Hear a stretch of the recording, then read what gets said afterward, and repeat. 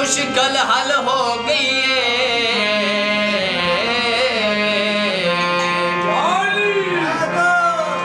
मेरी आस उम्मीद दी सुकी हुई बूटी फुल चा के फल